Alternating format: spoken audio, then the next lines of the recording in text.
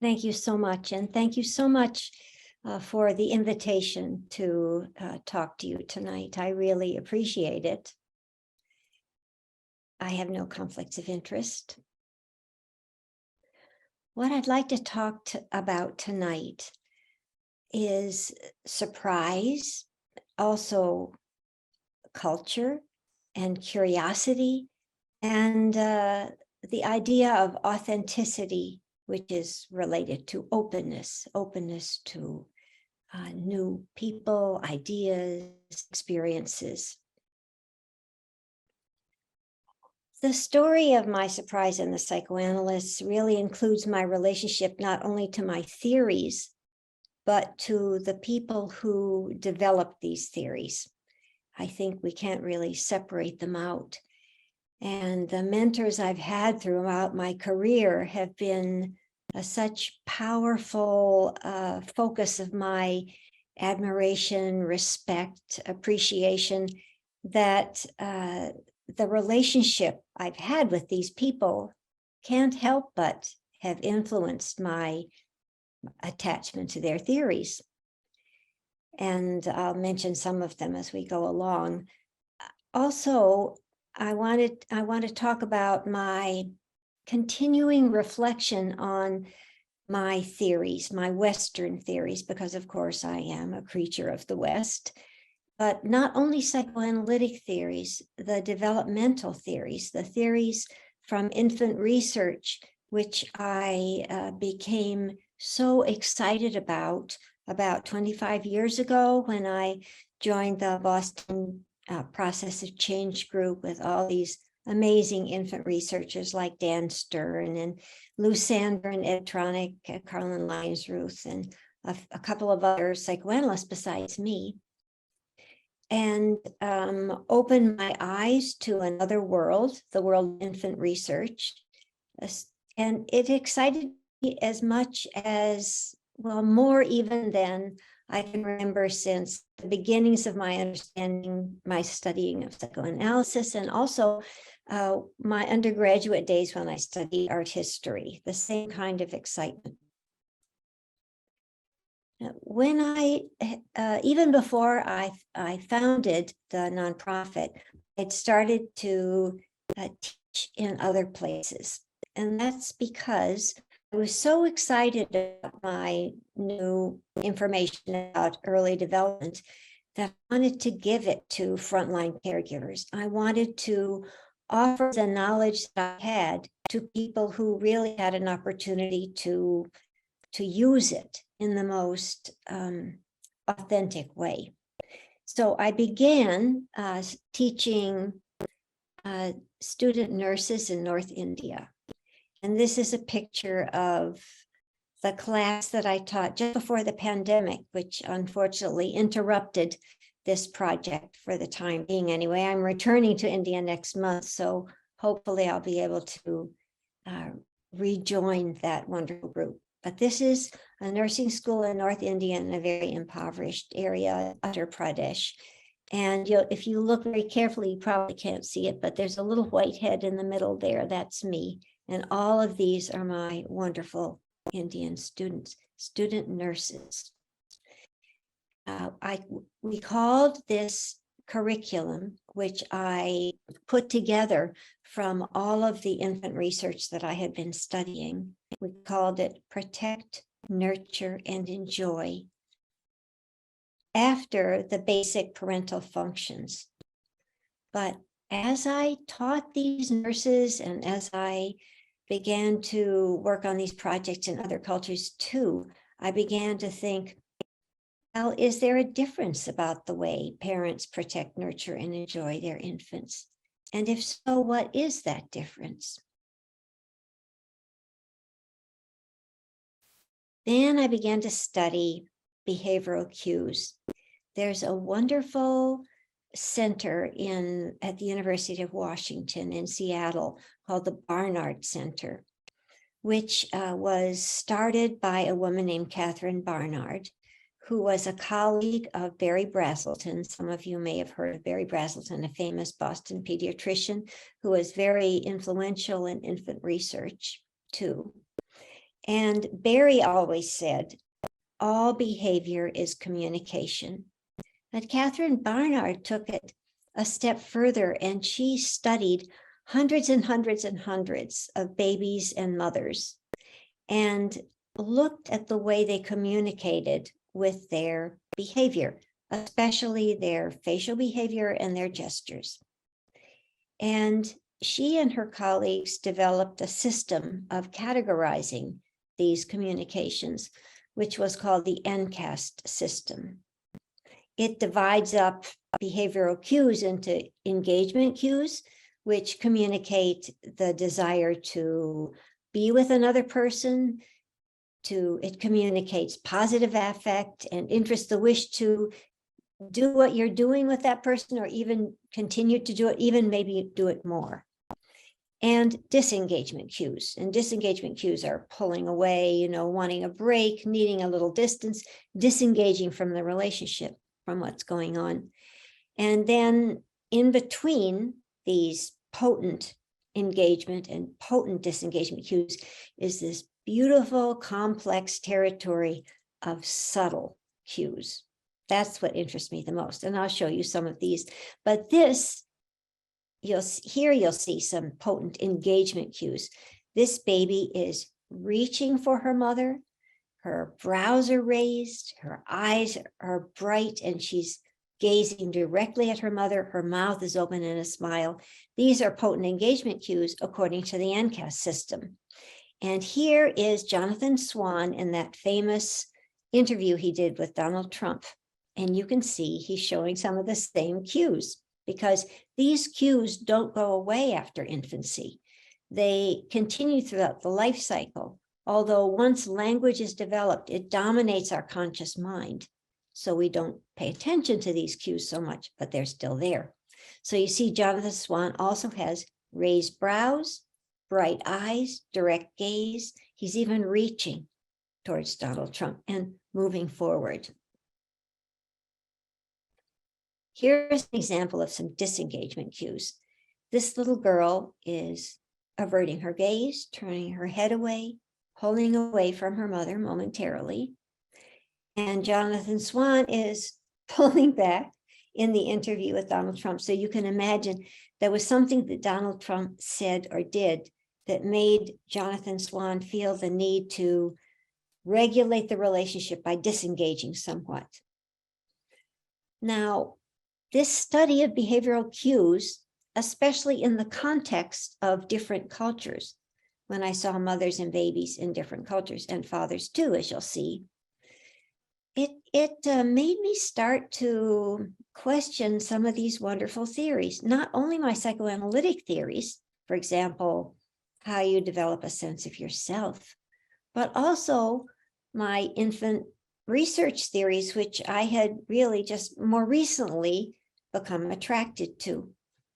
So all these theories that emphasize maternal sensitive responsiveness, for example, attachment theory, or my extremely appreciated and respected friend and colleague Beatrice Beebe's theory of midline coordination, mid-range coordination in vocal cueing between infants and mothers, I began to wonder whether these theories really worked in other cultures.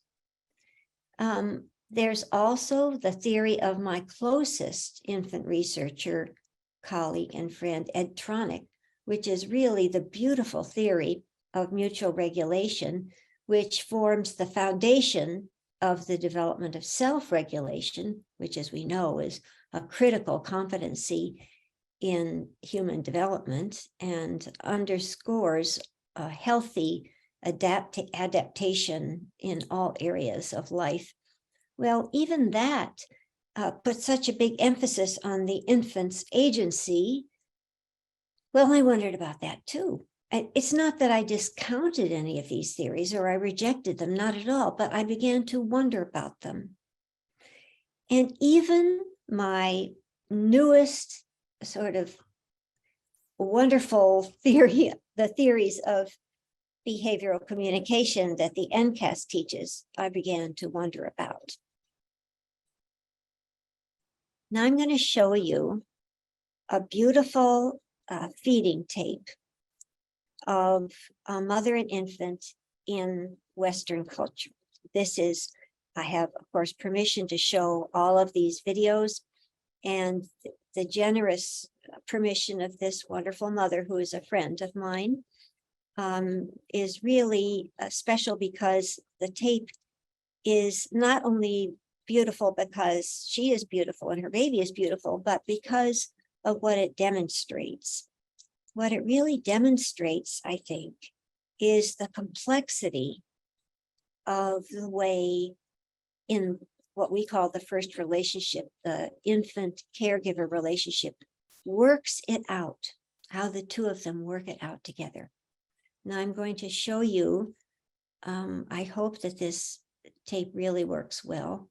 First of all, you can see that this mother is holding her baby upright so that he can see her, but he is looking at her. Right? Did you want to eat still? Hey. Hello. Hey. Oh, you're looking over there. Yeah, that's a screen. Hey, you. You need some food? Usually when you get fussy, you want to eat, huh? Do you want to look at me? Let's see if you can eat.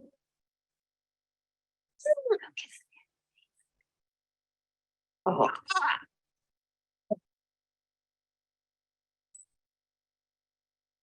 And eat.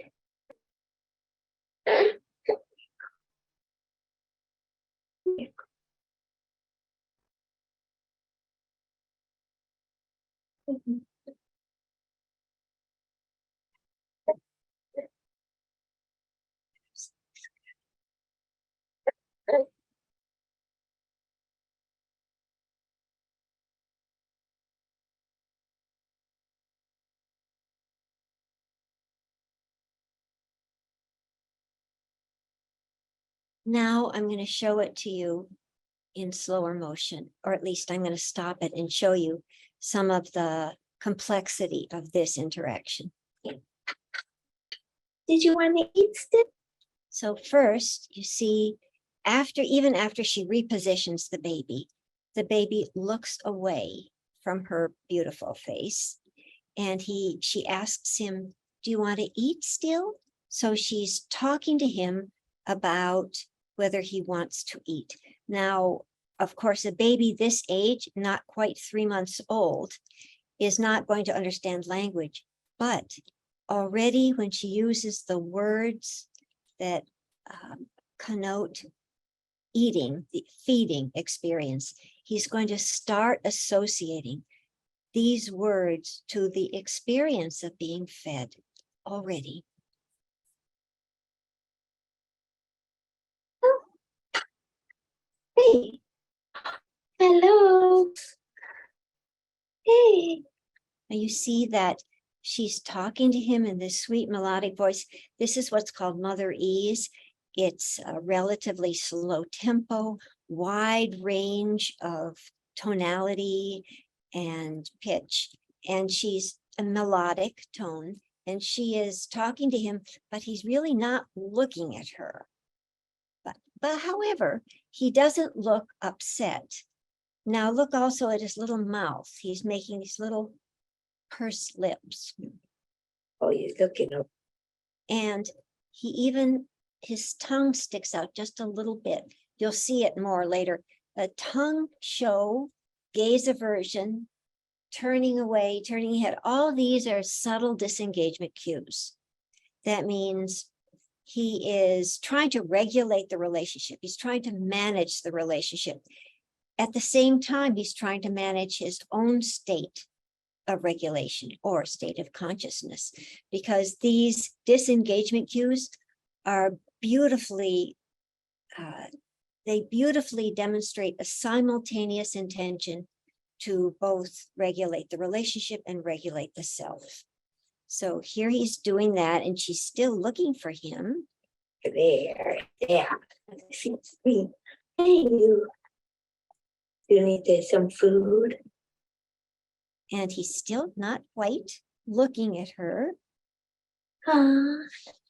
Usually, And he makes this little, whoops. did you want to eat still? He makes this little vocalization. Hello.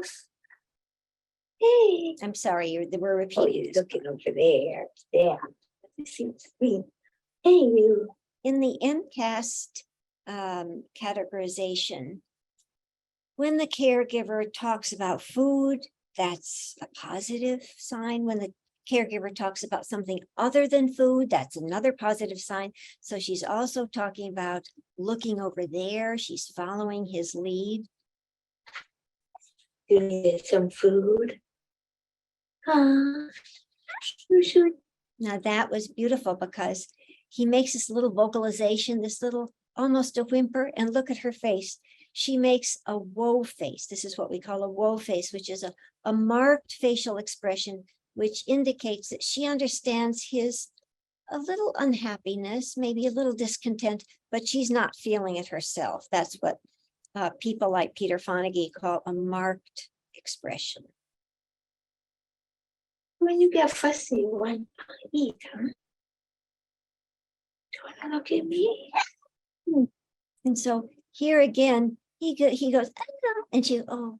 So that contingency of the two vocalizations indicates their attunedness to each other. However, you can see it's not harmonious, right?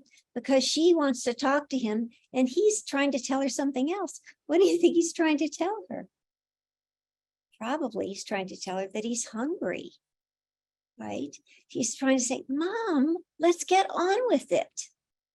But she wants to talk to him and smile at him and talk about what he's doing. In response to his little whimper, she gives him that sweet kiss of comfort. So that's another indication of a responsive mom, because when he indicates a little bit of distress, she immediately moves to comfort him.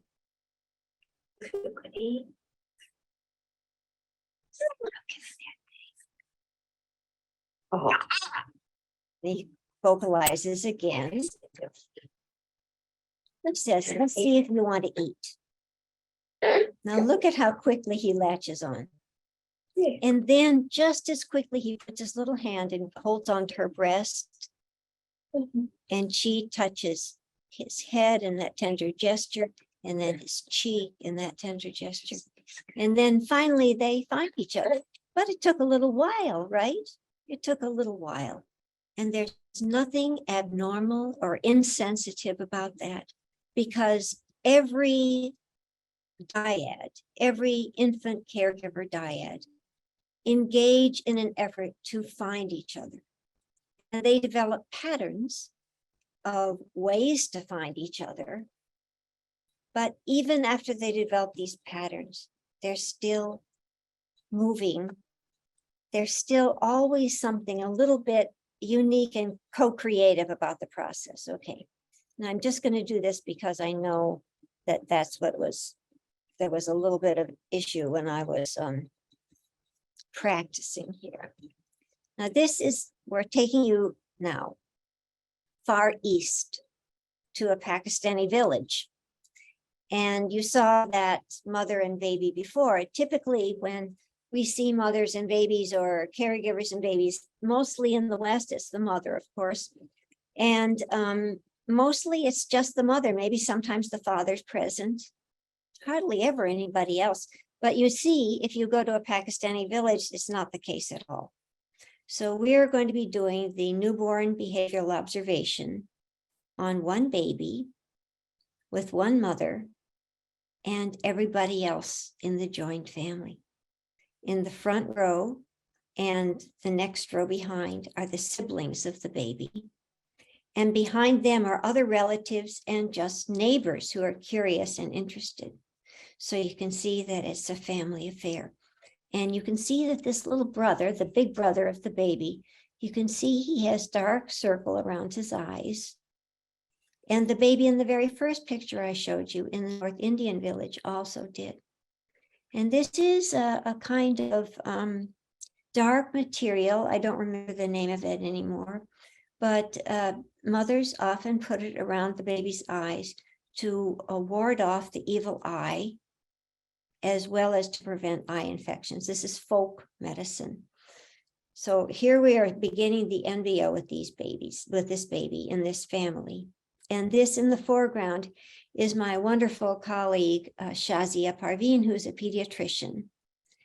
And this was during the pandemic. So I was doing this newborn behavioral observation intervention remotely, and Shazia was right there on the ground working with these families. Now here is another dyad, a feeding dyad. And you can see that in this dyad, the mother is feeding the baby with a spoon. And that already focuses our attention on a cultural difference. Because even though this baby is 6 months old, which is older than the baby you saw before, the reason he's being spoon-fed, which mothers in Pakistan are taught to begin at 6 months, is because one is not allowed to witness a Pakistani mother breastfeeding her baby. That's not allowed, and certainly not videotaped, but not even observed if you're outside the family.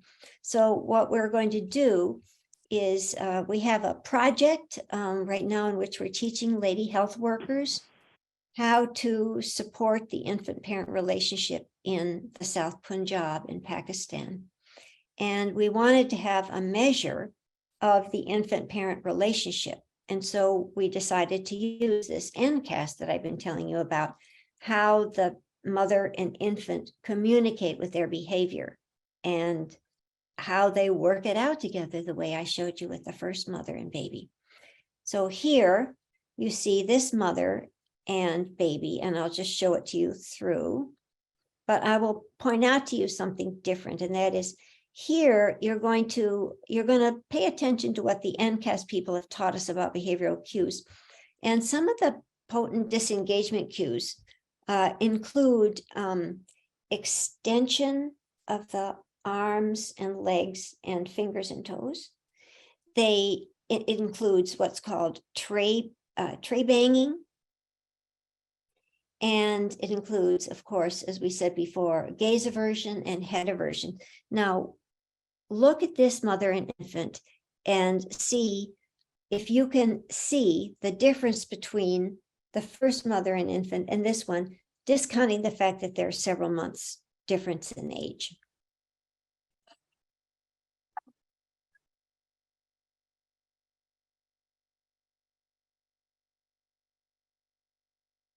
Yummy.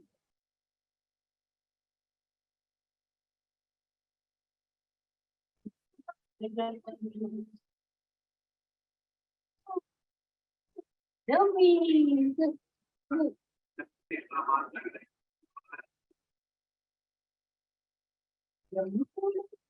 Yummy food. Beautiful savory food. Visitor.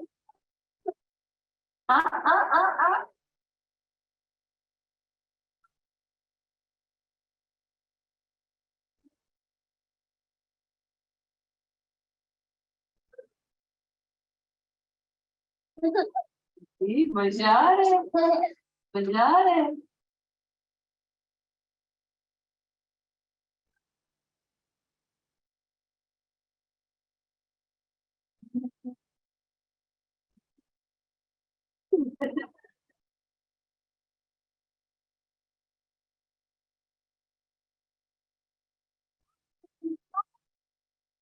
So could you see, well, what did you see? As a matter of fact, since there are few enough people here, I can ask you to respond. What did you see in this video that might be similar or might be different from the first one?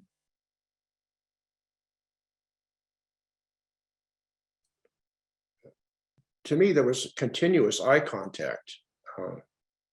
And it just, there's sort of a conversation going on with eye contact. And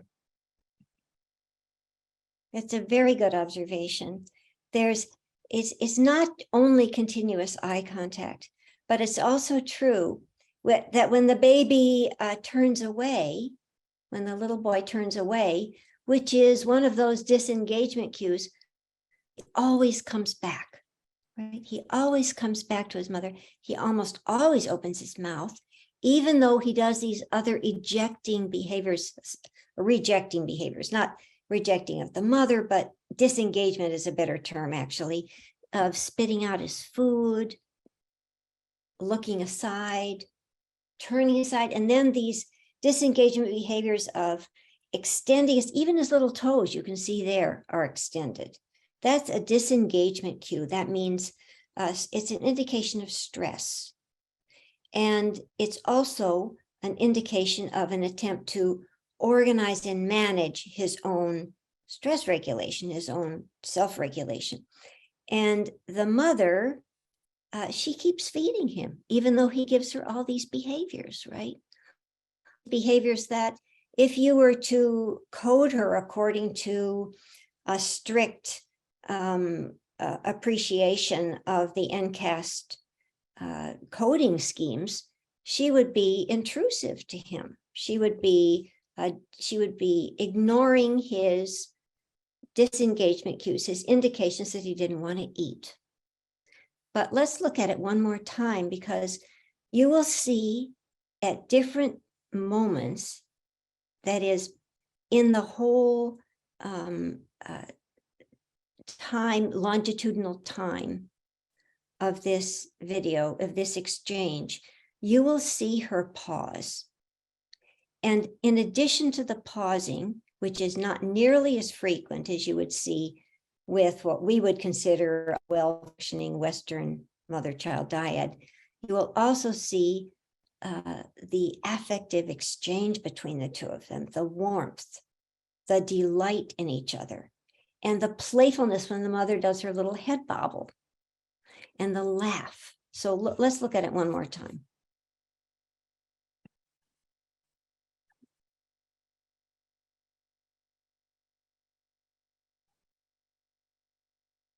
He turns away, but he comes back. She says, "Yummy." He spits his food out a little bit. He laughs. Yummy.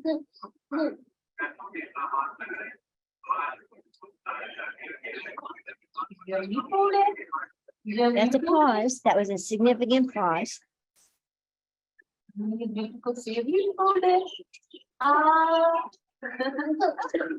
They exchange a laugh.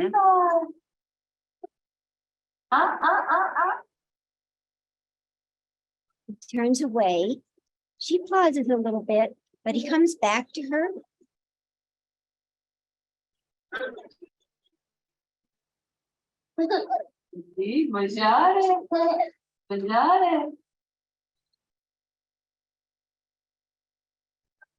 That's enough, I think. But I don't think anyone deny the love and affection and delight that these two have in each other. So what is going on, you wonder, especially if you're like me and you study this NCAST system and really sort of fallen in love with the NCAST system. It just doesn't kind of compute. Now, it doesn't compute at the level of coding, but well, perhaps we'll carry on and see what we can make of it after all. The other thing I want to talk to you about is curiosity and openness and authenticity. There were some very lovely young clinicians and researchers who recently presented to an early relational health program that I teach in. And they were talking about mentalization. And they were talking about how to help mothers with substance abuse mentalize their baby's state better. And they emphasized, they were presenting a manualized treatment intervention. And part of the of the manual talked about being authentic to the mothers. And I was kind of stressed by this because I thought, can you manualize authenticity? If somebody tells you to be authentic, doesn't that sort of turn the whole thing on its head? And so I was wondering about that. And then the other thing is, another one of my very favorite interventions is the newborn behavioral observation, which I told you about before, and I'll show you a little bit more later on. And that's what I was talking about in that Pakistani village, the newborn behavioral observation, which is an intervention derived from Barry Brazelton's assessment tool called the NBAS, the newborn behavioral assessment scale. Anyway, the NBO, the newborn behavioral observation, stresses that you should be open to the family. And that also got me thinking, how do you be open to a family? Of course, all of this has a lot of relevance to us as clinicians and our patients, individual patients, psychoanalytic or psychodynamic. But it got me thinking in a different way, in a deeper way about what it means to be open to your patient. And then also this is related to the idea of curiosity. We're often taught, I think, in psychodynamic psychotherapy to be curious about our patient. That's a really highly valued position to take, attitude. And yet, one of my students in this early relational health course grew up in Orange County, California as a Muslim and wears a headscarf. And she said, when people were curious about her, she thought they really were not interested in her. They were more curious for their own sake because she was an oddity to them. And so that's also got me thinking along the same lines, but of course I was already thinking about authenticity and openness. So for me to wonder about curiosity just was following along the same line of thought. So these are the lady health workers that we're teaching in Pakistan. And they are women in the village who've been selected by the local Department of Health to take care of some basic health care of families in the village. That healthcare includes teaching them about first aid and a little bit about family planning, administering vaccinations, keeping track of who's born and who dies and things like that. But we wanted to add to it. We wanted to add to their repertoire a knowledge about the early development, maternal mental health, and also an intervention to support the infant-parent relationship. And the newborn behavioral observation that I mentioned before is such an intervention. We are teaching them what's called the Tulasana, which is very similar to the NBO, but it's designed for home visitors, and that's what the lady health workers are, home visitors. So here they are, and they're practicing on dolls. What we're teaching them about how to administer this intervention in a way which demonstrates to the parents, to the caregivers, all the newborns' capacities, and also introduces the parents, the caregivers, to this little baby of theirs, and what that baby's strengths and some of the vulnerabilities or sensitivities, what they are. And so these lady health workers are doing that with the doll, practicing with the doll. So another set of questions I have is about diversity. How do you teach diversity?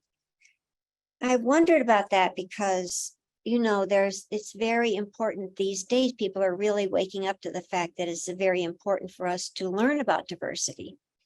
And I have listened to a lot of lectures about diversity and discussions in which people have described their own diverse experiences, some people from marginalized populations and other people from different diverse groups that we might not otherwise meet or certainly understand the intimate experience of.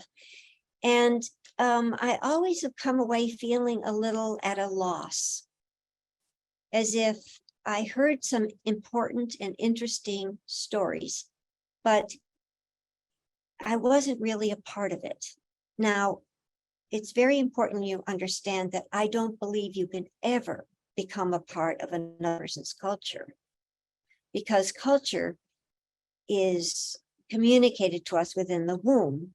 So the rhythm of the family life, the taste of the mother's food, the activities that the family goes through, all the different people in the family, all these experiences that the fetus comes into contact with before birth are part of the culture.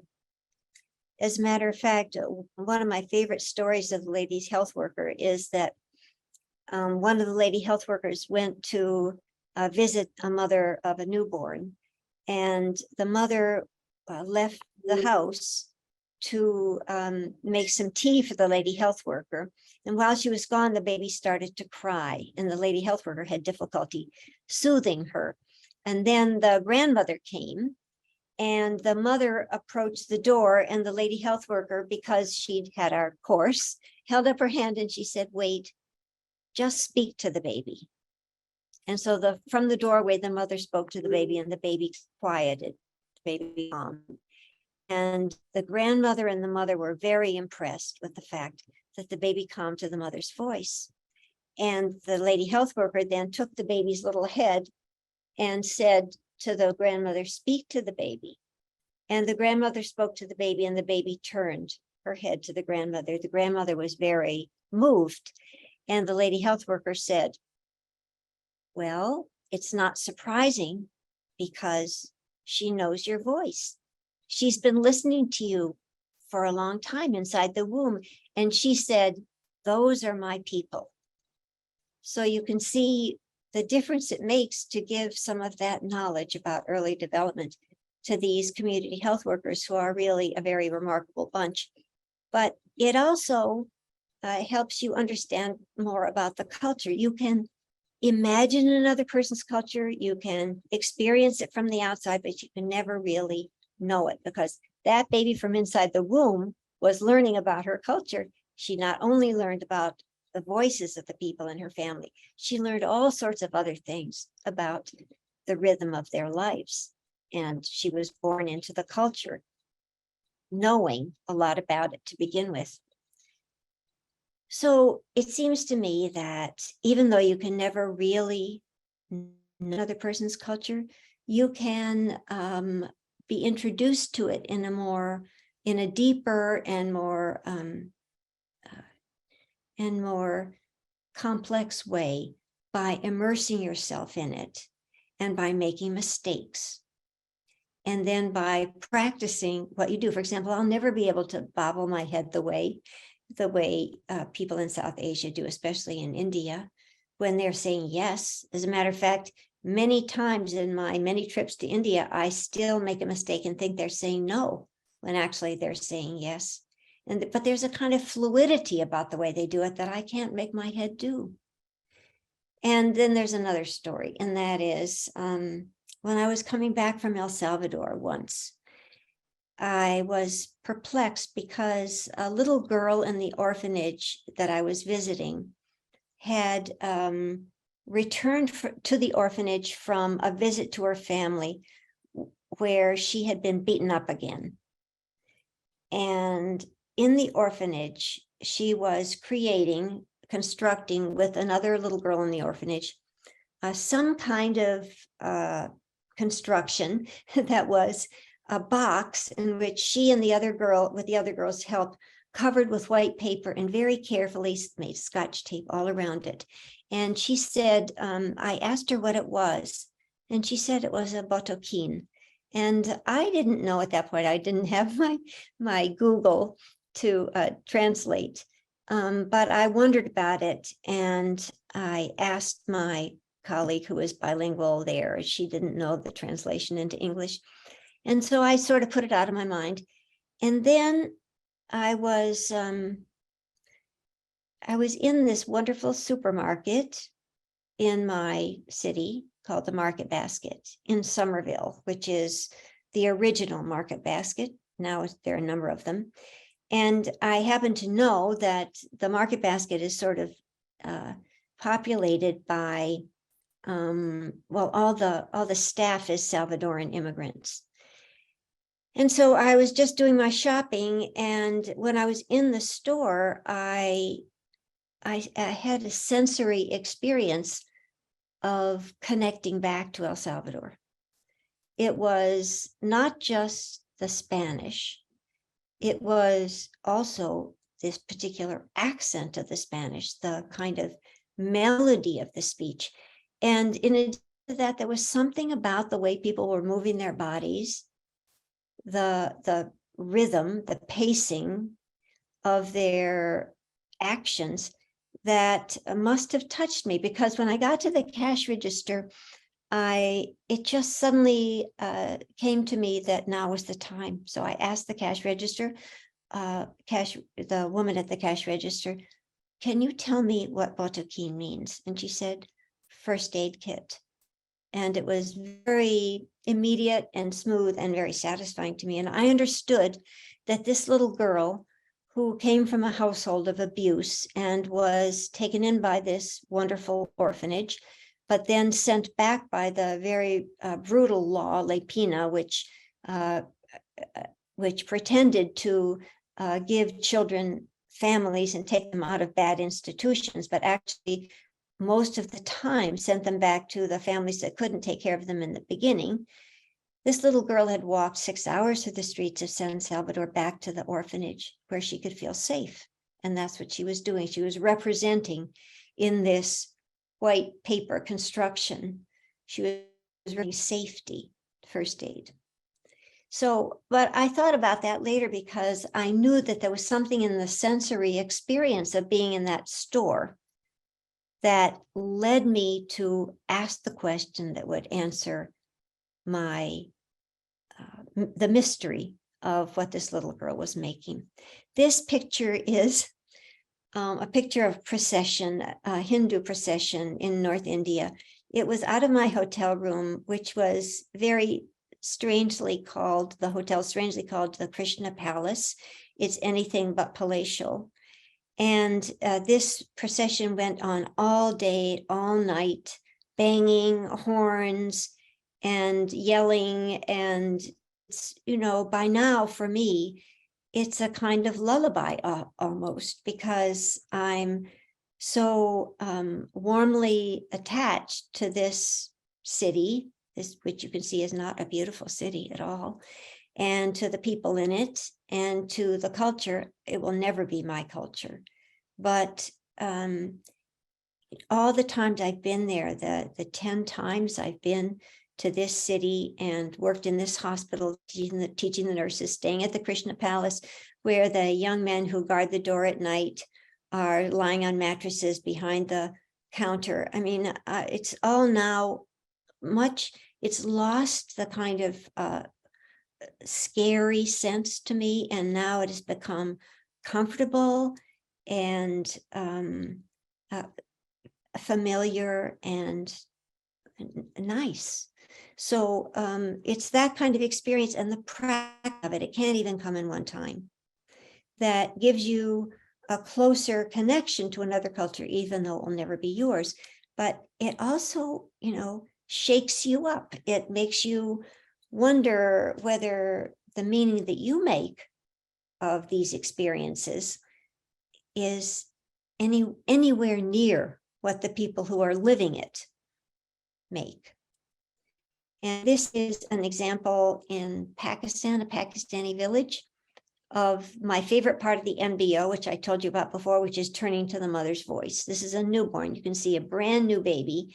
And of course, as I told you before, we are a rather isolated culture, society, so that typically when you do the MBO in the US, you have the mother, maybe sometimes the father. Well, here, of course, you have the whole family, the mother-in-law, the sister-in-law, the mother, and this is the mother of the baby, of course. And now you'll see the MBO. तो ना मामा जान इधर देखो ito देखो. Oh, First, did you notice that even before the baby's head started to turn, she stilled? And if her eyes had been open, they would have been bright, but they weren't open. But her face stilled, and now she's going to turn. Oh, that's beautiful. So make sure you tell the mother how baby knows her mother's voice and she turns and she calms. It's beautiful, really. So that's me talking from my house in Cambridge to my colleague Shazia, who's there in this Pakistani village. And you can see the power of that moment when the baby turns to the mother's voice. That is universal, but the meaning of it and what that has to do with the baby's sense of connection and how she makes sense of herself in this family context, well, that's much more mysterious, I think. And this is a father holding his first baby, a son. And you'll see that, first of all, Shazia is talking to him because we've already done the MBO on this baby. And she is asking him, well, she already asked him something about how he speaks to his son. And he said, I say, oh, my beautiful son, my lovely son. And then Shazia asks him what he wants, what he wishes for this baby's future. Now, remember, I am zooming in from the US, and also my Pakistani American colleague, another child psychiatrist, is zooming in with me. He speaks Urdu. I don't. Actually, a lot of the villagers don't speak Urdu either, but this family does. And Muhammad, my colleague, is talking to him too, and he thought that perhaps he was the one who needed to talk to the father because the father would be more reticent talking to a woman. But so you'll hear the conversation.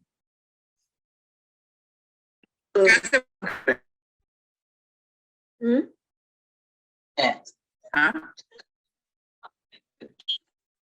2 दिन में आया बोल देता हूँ. बोलते हैं मेरा प्यारा बेटा, मेरा प्यारा लाड. So he said, whenever he talks, try to talk to him. So he said, my beautiful son, my lovely son. So that's what he talks in a very brief. आप इससे क्या फ्यूचर नहीं डिस्कस करते? मैं बड़ा होकर ये बनाऊंगा, मैं बड़ा होकर ये बनाऊंगा, ये भी बताते हैं. ये पायलट बनेगा. ये पायलट बनेगा. Father wants him to be a pilot, so he talks to him. Why a pilot? Pilot क्यों? पायलट वो क्यों? पायलट क्यों बना? Oh, to explore the world. Oh my God. Oh, what a nice idea. That's a nice idea. So you can imagine, because we as psychoanalysts or psychoanalytic thinkers are always looking for symbols. And when he talked about wishing for his little son to grow up to be a pilot, to explore the world, I imagined what he must be thinking of us, these two doctors from the US zooming into his little house in this Pakistani village, and how we were representing to him a kind of adventure and freedom that he wanted for his son.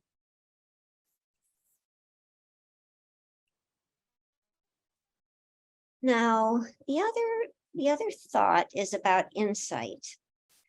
And, I was thinking, well, is it the thought of the insight? Is it the idea of the insight? Or is it more the process by which the insight is created? And we're all very sensitive to process nowadays. That's nothing new. But frequently we seem to be captured by the insight itself. And more recently, I've been thinking that, and this really came to me because of the NBO, more or less, that there's something about tolerating the tension between these two methods of making meaning of a situation when they are very different that approximates a grieving or mourning process. And that the openness that you wish for when you meet a patient, when the NBO practitioner meets a family for the first time, is created by the disorganization that this tension causes. Because in order to come up with something new, you have to open up or even break what was old, right? So I think that in the NBO, remember I mentioned to you, the practitioner is told to be open to the new family. And also the NBO is called a strength-based intervention, which always drove me a little nuts because I don't like that kind of cliche. It makes it sound so simple. And strength-based is not simple at all, especially in a Pakistani village when many of the children don't look very strong. As a matter of fact, their mothers are bringing them for this intervention because they're afraid they are whatever language they're speaking translated into English means weak. And so I thought, well, how can we emphasize the baby's strengths and not also recognize in a very important way their weaknesses? I mean, you can say, well, he's strong, but he's also weak. But does that really work? I don't think it does. I think you do have to do something like what I'm trying to describe now, which is to hold these two awarenesses, these two sets of observations in your mind at the same time. And if you do that, there's going to be a lot of tension between them, and there's going to be some disorganization. And you hope that out of this disorganization, something new will come. And you can recognize, I think, my reference to dynamic systems theory, in which the multiple interactions among the component parts of the system allow for an emergent property, some new adaptation, some new capacity, which has higher adaptive value, more complex and coherent than what there was before. So that's what we wish. This is a Salvadoran mother in a very low income, high risk population. And we've just done the MBO for her. She didn't know that newborns could see. And we were able to show her baby tracking the ball and also following her face. So that was a very powerful experience for her, also for us. Now, a patient talked to me recently about feeling freer and more flexible. And I was, of course, thinking about all these thoughts, and I was wondering what allowed her to feel that way. She said, well, she got an insight into her two relationships that she was engaged in, and she was trying to decide what to do about the two of them. Does she have to choose one or the other? But could she have both of them at the same time? And she and I came up with the idea, with the insight, I guess, that she was going through a kind of grieving process. She couldn't really have both of them at once, but she couldn't really afford to give up one completely. So what she could afford to gain from each of them, from both of them, would have to be changed, would have to be compromised somewhat. She couldn't have the whole of each of them. And she really was going through a grieving process. It took years. But what she came up with was, I guess you could call it an insight, but it was also just a new position in relation to these two relationships, and also into the meaning she gave to herself. Now, this is what I was talking about before, the strength-based or the weaknesses and the vulnerabilities. And I'm just going to give you a little glimpse of a Salvadoran MBO. This is me doing it. And this is my wonderful colleague, Henry Marquez, who is a child psychiatrist that I met at the Boston Psychoanalytic Institute when he was taking our fellowship course. And I was showing some of my videos of El Salvador. And after I was finished, he approached me and said, you know, I'm from El Salvador and I would like to work with you. And that's how most of the volunteers that work together with us in this nonprofit join us. It's most of them are from another country, another culture, and want to give back to their culture of origin. So this is Henry and this another mother with her baby and me doing the MBO.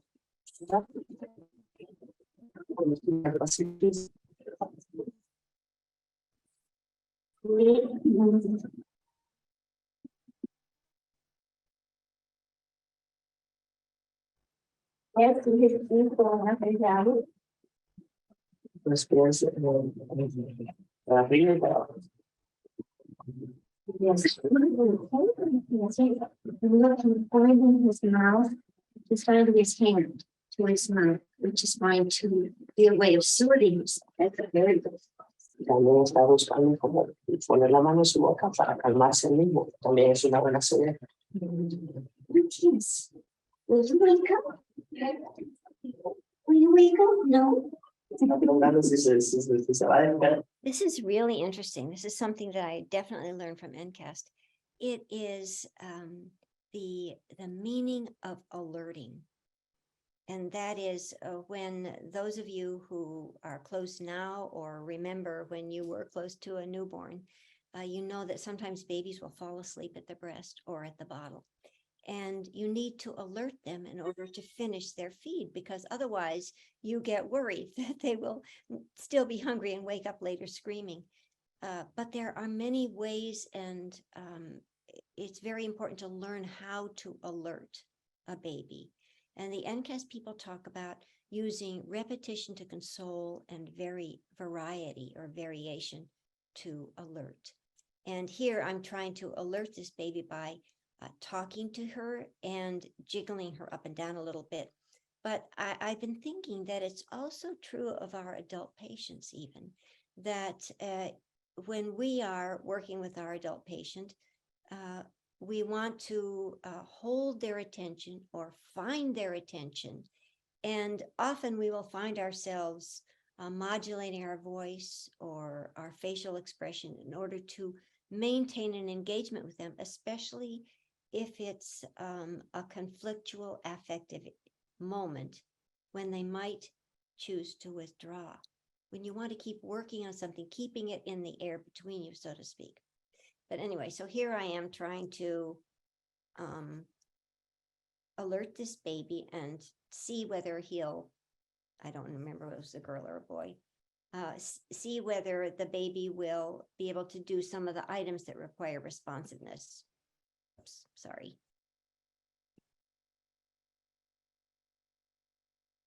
Let's see if I can.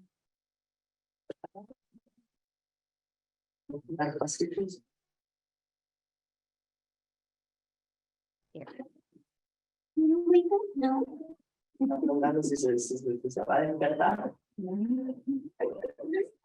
my goodness. He's still in light sleep. He's not in deep sleep.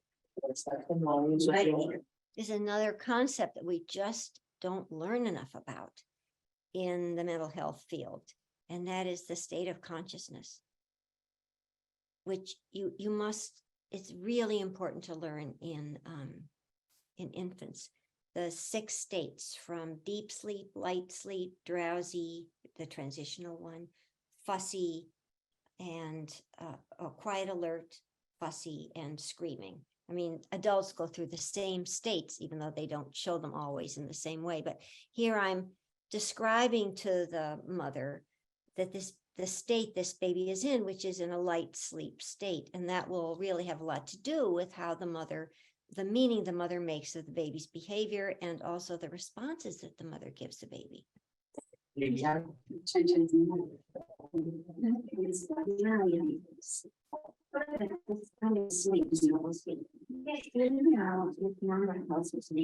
Vamos a ver si puede llamar usted para ver cómo reacciona con su voz. Si le puede hablar, llamarlo por su nombre.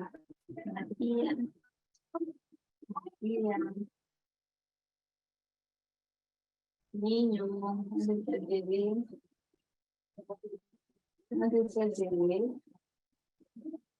He is turning his head to you. That's really beautiful. Está volteando la cabeza como para escucharla. O sea, There you go. He knows his mother's voice. siempre conoce la voz de su mamá. And maybe Mama can hold you. Lo puede sostener. At any rate, you see what a powerful moment that is. That's obviously my favorite part of the MBO, is when the baby turns to the mother's voice, and it almost always happens. Now, this is an example of a Pakistani village mother, and you can see this baby doesn't look at all well. And this is an example of one of those times when you need to show the mother the strength of the baby, and yet you can't for a moment lose your awareness of the baby's vulnerability. And this is a very powerful tension. Ever since I started doing the MBO and these babies in the village, it's changed me. It's changed me in terms of my awareness of having to hold the tension, the pain even sometimes, of holding these two awarenesses at the same time in my mind and in my body, because it's really a whole person kind of experience. And it just seems to me that it's very important for psychoanalytic clinicians to practice this activity. The NBO requires you to, and the NCAST, all these interventions that have to do with infancy, they expect you to be able to observe primarily, and we are not such great observers.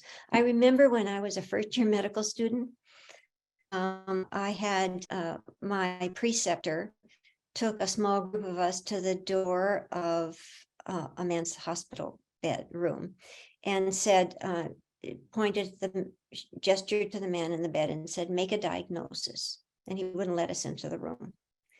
And what he was showing us is that the power and the necessity of observation. And I don't know, it seems to have slipped out of my awareness all these years, all these decades. But now working with infants again, I'm trying to discipline myself to practice observation, careful observation, because it's really inextricably tied to this notion of holding the good and the bad, holding the strong and the weak at the same time in your awareness. Dr. Harrison, Yes. I wonder if we could end, on that note, or unless you had a concluding statement, so that we can have time for Absolutely. some questions. Absolutely. Okay. Let me Thanks, just show this last video. I think it's my last slide, just to show you again the power of sharing the experience of childbirth with, or a new baby with the parents. This is the father holding a baby. The mother was too weak to hold the baby because she just had a cesarean. It's a very high risk, low resource population.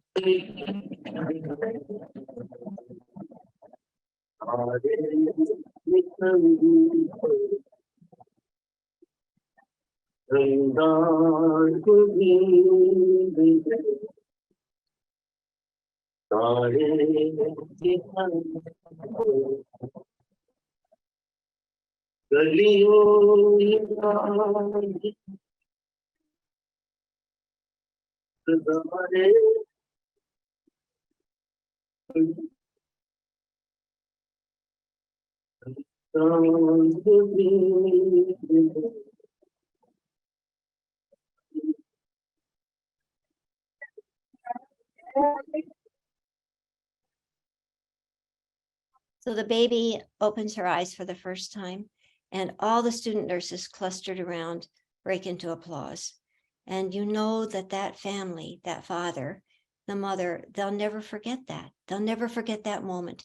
And all the difficulties that were involved in the cesarean and in the fact that the mother was a Muslim and the Hindu population will all be held side by side, the awareness of the joy that was experienced and communicated to them by all these student nurses and by me. Thank you very much.